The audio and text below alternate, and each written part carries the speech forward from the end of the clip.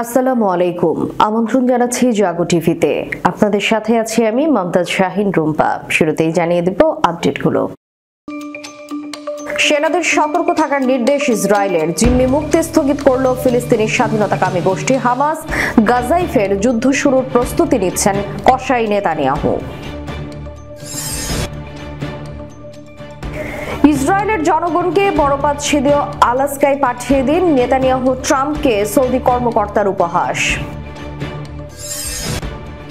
Seven সিস্টার্সে তোলপাড়, রাজ্য হারালো মোদীর সরকার। ইরানিরা কখনো পশ্চিমাদের কাছে মাথা নত করবে না, মন্তব্যে মাসুদ পেজেশকিয়ান। ভারতে মুখোমুখি যুক্তরাষ্ট্র এবং রাশিয়ার পঞ্চম প্রজন্মের সর্বাধুনিক যুদ্ধবিমান।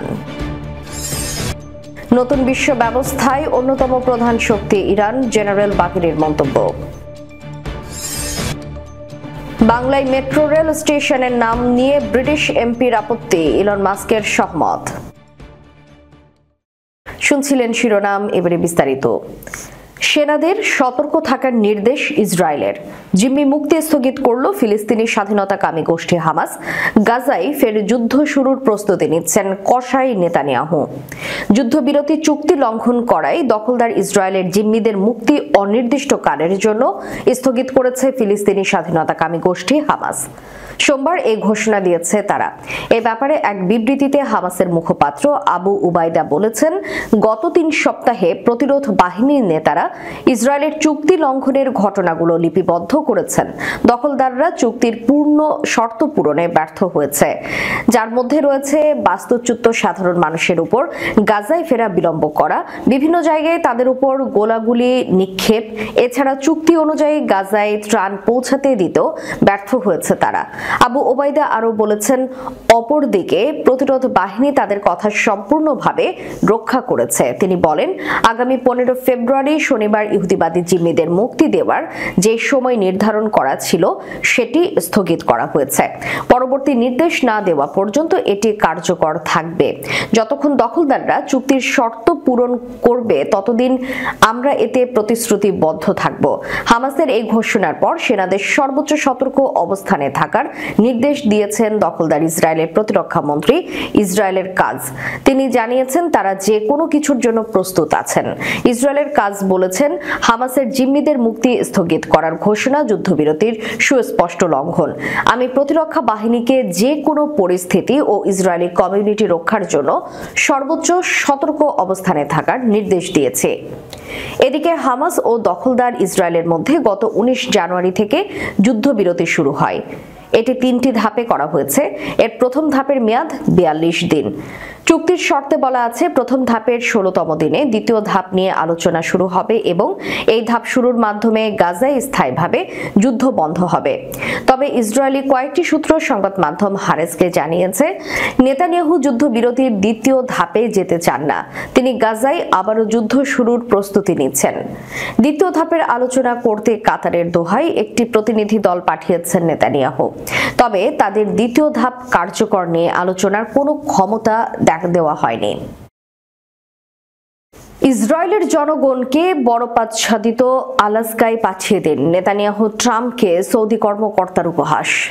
ইসরায়েলের প্রধানমন্ত্রী বেনিয়ামিন নেতানিয়াহুর সৌদি আরবের ভেতরে স্বাধীন ফিলিস্তিন রাষ্ট্র প্রতিষ্ঠার পরামর্শকে উপহাস করেছে দেশটির শুরা কাউন্সিলের সদস্য ইউসুফ বিন আল সাদুন। এর পরিবর্তে ইসরায়েলের জনগণকে প্রথমে যুক্তরাষ্ট্রের আলাস্কা অঙ্গরাজ্যে এবং দখল করার পর গ্রিনল্যান্ডে সরিয়ে নেওয়া উচিত বলে প্রস্তাব করেছেন তিনি। গত শুক্রবার সৌদি আরবের আরবি ভাষাভাষী সংবাদ মাধ্যম ওকাজে লেখা এক প্রবন্ধে আল সাদুন এই প্রস্তাব করেন। এতে তিনি ট্রাম্পের মধ্যপ্রাচ্য নীতির সমালোচনা করেছেন। তিনি মনে করেন, মধ্যপ্রাচ্য নিয়ে ট্রাম্পের বিভিন্ন বেপরোয়া সিদ্ধান্তে বিশেষজ্ঞদের পরামর্শ উপেক্ষা করা হয়েছে এবং সংলাপের প্রয়োজনীয়তা বাতিল করে দেওয়া হয়েছে। সতর্ক করে সৌদি শূরা কাউন্সিলের এই সদস্য বলেন, জায়নাবাদী এবং তাদের মিত্ররা রাজনৈতিক কৌশল এবং সংবাদ মাধ্যমের চাপের মাধ্যমে রিয়াদের নেতৃত্বকে নিজেদের স্বার্থে ব্যবহার করতে পারবে না। ট্রাম্প প্রশাসনকে কটাক্ষ করে আল সাদুন বলেন, যুক্তরাষ্ট্রের আনুষ্ঠানিক পররাষ্ট্র নীতি সার্বভৌমত্ব, ভূখণ্ডের অবৈধ দখল এবং সেখানকার অধিবাসীদের জাতিগত নির্মূলের চেষ্টা করবে, যা ইসরায়েলের পদ্ধতি এবং মানবতার বিরুদ্ধে অপরাধ হিসেবে পরিচিত। ইসরায়েলের জন্ম ও বিকাশ সম্পর্কে ওয়াকিবহাল ব্যক্তি মাত্রই এই কথা বোঝেন যে এই পরিকল্পনাটি জায়নাবাদীদের তৈরি এবং তাদের দ্বারা অনুমোদিত। শুধু পরে শোনানোর জন্য তা হোয়াইট হাউসের কাছে হস্তান্তর করা হয়েছে। সৌদি শূরা কাউন্সিল হলো একটি পরামর্শমূলক পরিষদ। আইন প্রণয়ন এবং নীতি সংক্রান্ত বিষয়ে রাজাকে পরামর্শ দেওয়াই এটির প্রধান কাজ। তবে আইন প্রণয়নে তাদের পূর্ণাঙ্গ ক্ষমতা নেই। রাজাই এর সদস্যদের নিয়োগ দেন।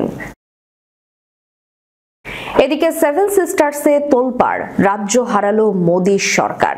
ভারতে যখন দিল্লি জয় নিয়ে প্রধানমন্ত্রী নরেন্দ্র মোদী বিজয়োল্লাসে মত্ত, তখন উত্তর পূর্বাঞ্চলের রাজ্য মণিপুরের সহিংসতা নতুন মোড় নিয়েছে। সম্প্রতি রাজ্যের বিজেপি নির্বাচিত মুখ্যমন্ত্রী বীরেন সিং পদত্যাগ করেছেন, যা মণিপুরের চলমান সংঘাতের সঙ্গে বিজেপির সংশ্লিষ্টতার প্রশ্ন আরও জোরালো করেছে। রবিবার রাতে মণিপুরের মুখ্যমন্ত্রী এন বীরেন সিং পদত্যাগের ঘোষণা দেন।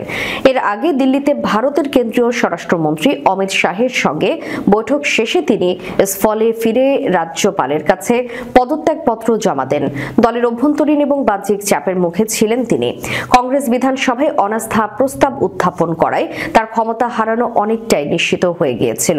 তবে বিজেপি চায়নি এই দুর্বলতা প্রকাশ পাক, তাই আগেভাগেই তাকে পদত্যাগ করানো হয়। গত ১.৫ বছরেরও বেশি সময় ধরে মণিপুর সহিংসতায় উত্তাল। দুটি জাতি গোষ্ঠীর সংঘর্ষে শত শত মানুষ নিহত হয়েছে, হাজার হাজার ঘরবাড়ি পুড়িয়ে দেওয়া হয়েছে। পরিস্থিতি নিয়ন্ত্রণে জরুরি অবস্থা জারি। ইন্টারনেট সংযোগ বিচ্ছিন্ন এবং কঠোর আইন শৃঙ্খলা বাহিনীর নিয়ন্ত্রণ আরোপ করা হলেও সহিংসতা থামেনি। এন বীরেন সিং এর একটি অডিও ক্লিপ ফাঁস হওয়ার পর মণিপুরের সহিংসতার পেছনে বিজেপির ভূমিকা নিয়ে বিতর্ক আরও বেড়েছে। অভিযোগ উঠেছে, বিজেপি সমর্থিত গোষ্ঠীগুলো কুকি সম্প্রদায়ের বিরুদ্ধে সহিংসতা উস্কে দিচ্ছে। নরেন্দ্র মোদী নিরাপত্তা নিয়েও ভারত জুড়ে তুমুল সমালোচনা চলছে।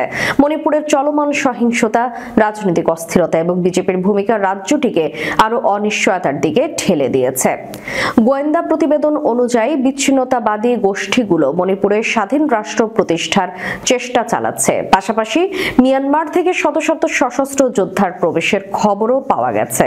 তাদের হাতে উন্নত অস্ত্র থাকায় মণিপুরের নিরাপত্তা পরিস্থিতি আরও জটিল হয়ে উঠেছে। মণিপুরের স্থিতিশীলতা ফিরিয়ে আনতে নিরাপত্তা বাহিনীর সদস্য মোতায়েন করা হলেও পরিস্থিতি ভারতীয় সরকারের নিয়ন্ত্রণের বাইরে চলে যাচ্ছে বলে আশঙ্কা করা হচ্ছে। বিশেষ করে মিয়ানমারের সঙ্গে সীমান্ত থাকার কারণে মণিপুরের উপর ভারতীয় আধিপত্য কতদিন বজায় থাকবে সেই নিয়েও সংশয় তৈরি হয়েছে। মণিপুরের এই অস্থিরতা শুধু রাজ্যটির জন্য নয়, বরং সারা ভারতের জন্যই বড় ধরনের রাজনৈতিক ও নিরাপত্তা সংকটের ইঙ্গিত দিচ্ছে। পরিস্থিতি নিয়ন্ত্রণে আনতে বিজেপির সরকার মরিয়া চেষ্টা চালালেও জাতিগত এবং রাজনৈতিক টানাপোড়েনের কারণে সমাধান এখনো অনিশ্চিত। ইরানের প্রেসিডেন্ট ডক্টর মাসুদ পেজেশকিয়ান বলেছেন, ইরানিরা কখনো পশ্চিমাদের কাছে মাথা নত করবে না। তিনি প্রশ্ন করে বলেন, যদি মার্কিন প্রেসিডেন্ট ডোনাল্ড ট্রাম্প আলোচনা চান তাহলে তিনি কেন ভুল করছেন। সোমবার 10 ফেব্রুয়ারি ইসলামী বিপ্লবের বিজয়ের 46তম বার্ষিকীতে তেহরানের আজাদি স্কোয়ারে বিশাল সমাবেশে পেজেশকিয়ান এ কথা বলেন। তিনি বলেন, ইরান তার সর্বশক্তি দিয়ে মার্কিন যুক্তরাষ্ট্রের বিরুদ্ধে দাঁড়িয়েছে এবং ভবিষ্যতেও সর্বোচ্চ নেতা আয়াতুল্লাহ আলী খামেনির নেতৃত্বে ষড়যন্ত্র মোকাবেলা করবে। পেজেশকিয়ান বলেন, মার্কিন প্রেসিডেন্ট ডোনাল্ড ট্রাম্প আলোচনার কথা বলেন, কিন্তু একই সাথে তিনি ইরানের বিরুদ্ধে নিষেধাজ্ঞা এবং ষড়যন্ত্রের সনদে সই করেন। আমেরিকা নিজেকে শান্তিকামী বলে দাবি করে, কিন্তু কে এই অঞ্চলের শান্তি বিঘ্নিত করছে? এই অঞ্চল বিশেষ করে গাজায় কে হত্যাযোগ্য এবং ধ্বংসযোগ্য ঘটিয়েছে? পৃথিবীর কোনো স্বাধীন চেতা মানুষ কি নারী, শিশু এবং অসুস্থদের উপর বোমা বর্ষণ মেনে নিতে পারে? তিনি আরো বলেন, আমরা কখনোই বিদেশিদের কাছে মাথা নত করব না। ইরানে আঘাত করার ইচ্ছা লালন করতে করতেই শত্রুদেরকে কবরে যেতে হবে। মাসুদ পেজেশকিয়ান বলেন, 1979 সালের এই দিনে ইরানের মানুষ সব ধরনের ভেদাভেদ ভুলে ময়দানে নেমেছিলেন এবং দৃঢ়তার সাথে ঐক্য ও সংহতি বজায় রেখে দেশ থেকে বিজাতীয় এবং অত্যাচারীদের বিতাড়িত করতে সক্ষম হয়েছিলেন।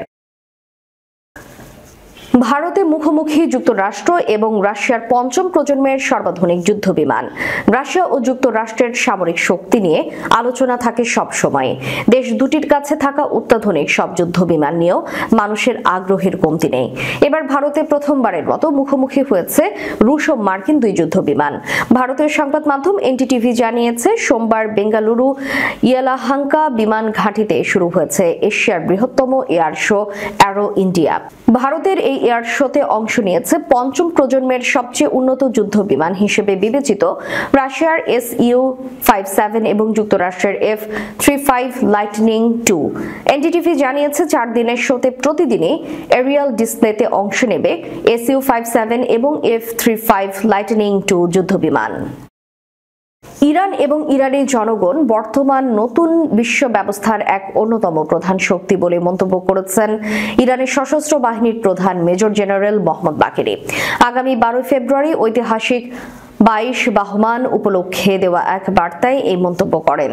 ওই বার্তায় মেজর জেনারেল মোহাম্মদ বাকেরি বলেন, এটি একটি অনস্বীকার্য, অনুপ্রেরণামূলক এবং শিক্ষণীয় বাস্তবতা যে বিশ্ব শক্তিগুলো ইরানের অগ্রগতি ও ভূ রাজনৈতিক এবং কৌশলগত সক্ষমতা পর্যবেক্ষণ করে হুমকি ও মিথ্যা বড়াই দেখালেও ভেতরে ভেতরে তারা গভীরভাবে ভীত ও আতঙ্কিত হয়ে পড়েছে।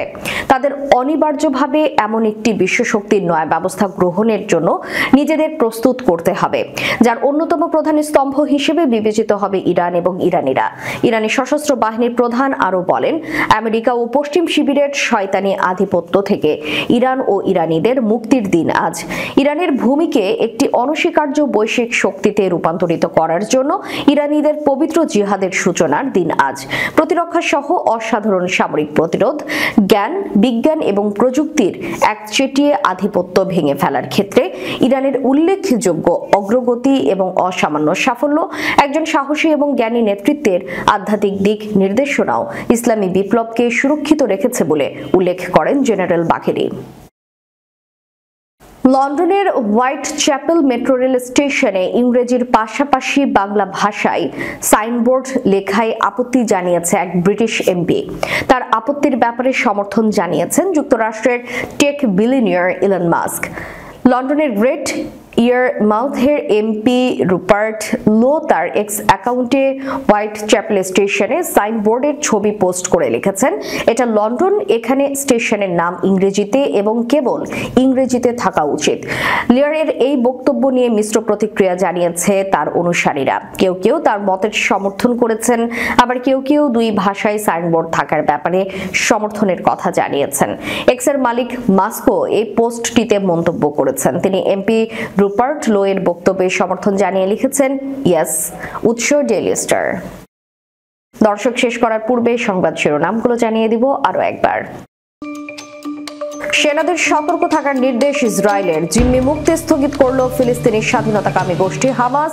গাজায় ফের যুদ্ধ শুরুর প্রস্তুতি নিচ্ছেন কসাই নেতানিয়াহু।